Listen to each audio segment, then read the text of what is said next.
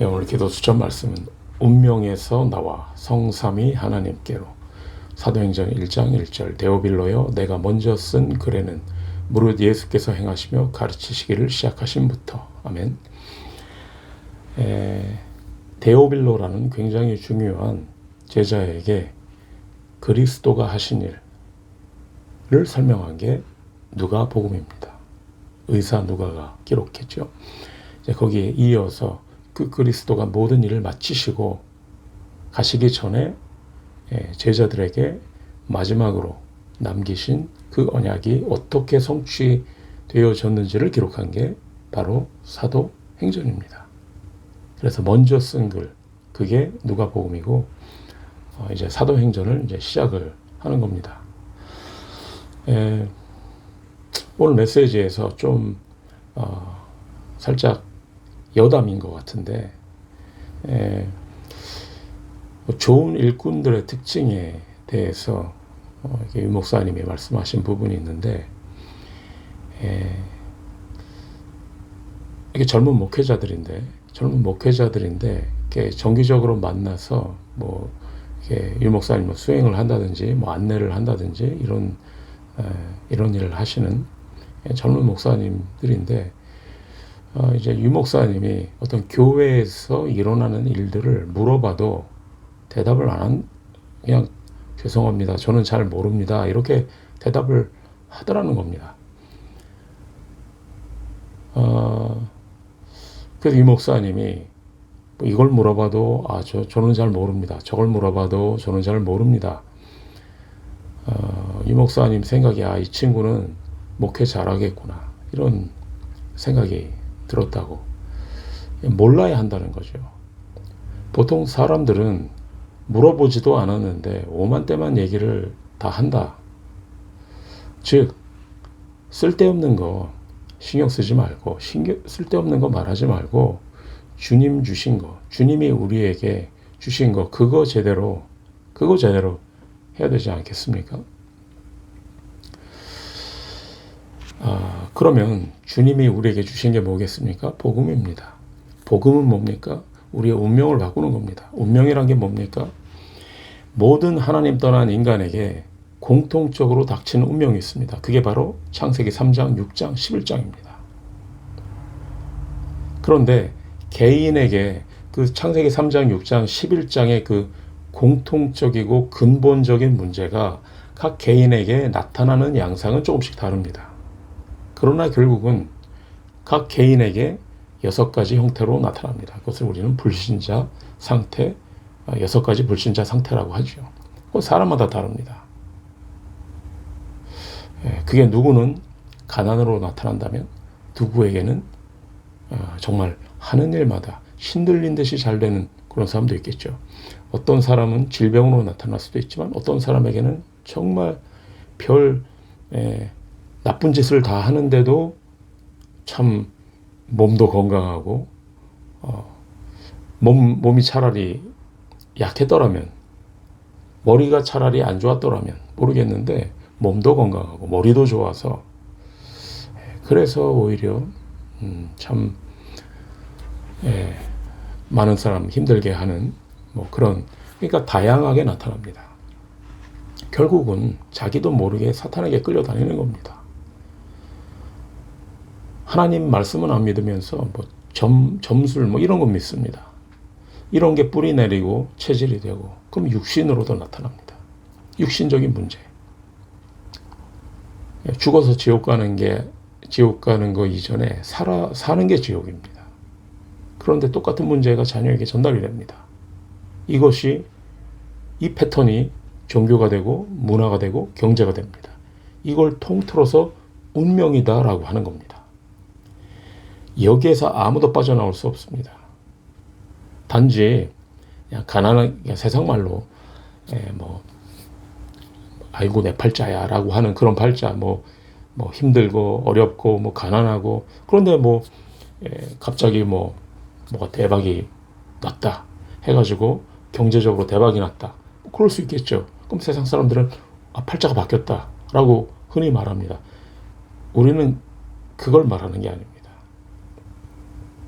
운명은 모든 사람에게 공통적인 운명과 개인에게 나타나는 그 6가지 불신자 상태, 이게 결국은 종교가, 이 세상에 종교가 되고 문화가 되고 경제로 나타나는 이것을 운명이라고 하는 건데, 여기에서는 아무도 빠져나올 수 없습니다. 대박이 100번이 나도, 세상 없는 기적이 일어나도 여기에서 빠져나올 수는 없는 겁니다.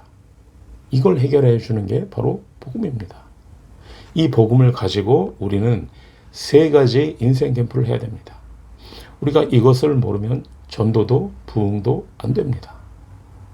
첫 번째는 나의 운명을 바꾸는 캠프를 해야 합니다. 두 번째는 현장의 운명을 바꾸는 캠프를 해야 됩니다. 세 번째는 미래의 운명을 바꾸는 캠프를 해야 됩니다. 자, 나의 운명을 바꾸는 캠프. 이거는 사도 바울이 인도받은 부분을 보면 우리가 알 수 있습니다. 우리가 이렇게 인도를 받아야 됩니다. 바울이 그리스도를 만나는 순간 모든 답이 다 나왔습니다. 왜 유대인이 이렇게 됐는지, 왜 이스라엘이 이렇게 됐는지, 왜 내가 지금까지 왜 이렇게 살았는지, 또 내가 앞으로 어디로 가야 할지, 뭘 해야 될지 답이 나왔습니다. 그리스도 만나는 순간. 이걸 우리는 복음을 깨달았다라고 하는 거죠. 그 바울이 바나바를 만납니다. 사도행전 11장에 바나바를 통해서 갈보리산 마가다락방의 그 체험을 간접적으로, 그러나 성령께서 역사하시니까 오히려 그 원조보다도 더 확실하게 체험을 했죠. 그리고 18장에서는 브리스가 부부를 만납니다. 만남의 축복, 완전히 시너지가, 이제 브리스가도 바울도, 브리스가 부부도 바울도 만나면 1 플러스 1+1이 아닙니다. 1+1은 2잖아요. 2가 아닙니다. 엄청난 역사가 일어나는 겁니다. 이게 만남의 축복이죠. 그 바울이 로마도 보아야 하리라 그러면서 19장 8절에 보면 석 달 동안 담대히 하나님 나라에 관하여 강론하며 권면하되, 이거를 우리가 해야 된다는 겁니다. 쓸데없는 얘기 하지 말고, 내 인생에 하나도 도움되지 않는 그런 얘기 하지 말고, 이걸 해야 되는 겁니다. 나의 운명을 바꾸는 캠프. 두 번째, 현장의 운명을 바꾸는 캠프. 치유 서밋 운동 현장에서 일어나야 합니다. 전도 어떻게 해야 됩니까? 시스템이 만들어집니다. 전도 시스템이 만들어지는 겁니다. 여러분의 모든 전도, 사업, 사역, 인생 여기에 맞추시기 바랍니다. 성령의 역사, 여러분의 현장에서 현장의 운명을 바꾸는 캠프, 그리고 세 번째, 미래의 운명을 바꾸는 캠프로 하시기 바랍니다. 성령의 열매. 사도행전 13장에 총독 서기오 바울이 제자가 됐습니다. 자, 그러면 어떻게 되겠습니까? 정치, 사회, 경제가 바뀌기 시작을 하겠죠. 미래의 운명을 바꾸는 캠프. 우리가 이 캠프, 이 3가지 캠프, 나의 인생을 바꾸는, 나의 운명을 바꾸는 캠프. 전도자가 내가 바뀌지도 않았는데 어떻게 남을 바꾸겠습니까? 나의 운명을 바꾸는 캠프, 그리고 현장의 운명을 바꾸는 캠프, 그리고 세 번째, 미래의 운명을 바꾸는 캠프. 여러분 확신 가지시기 바랍니다. 여러분 각인뿌리 체질 바꾸시고 또 바꾸어 주시기 바랍니다. 우리가 내 수준, 내 생각에 잡혀 있으면 그게 아무리 훌륭하고 아무리 맞는다 할지라도 세계복음화는 못합니다. 반면에 내가 좀 부족해도, 내가 좀 못나도 괜찮습니다. 하나님께 붙잡히면 되는 겁니다. 결론입니다. 우리가 사탄의 진, 고린도 후서 10장 4절부터 5절 보면 견고한 진이라고 했습니다.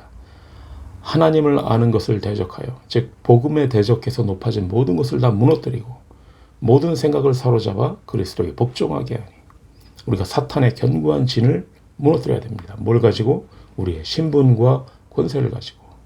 이게 우리의 사명입니다.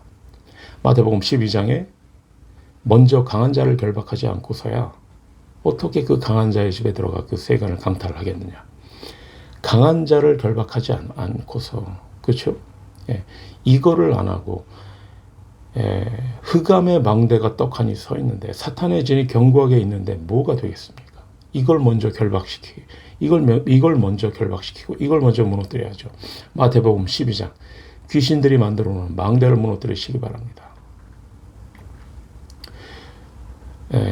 요한복음 16장 11절부터 14절 보면 이 세상에서 왕노릇하고 있는 사탄의 권세를 꺾어야 됩니다. 고린도후서 4장 4절부터 5절에 보면 이 세상의 신이라고 했습니다.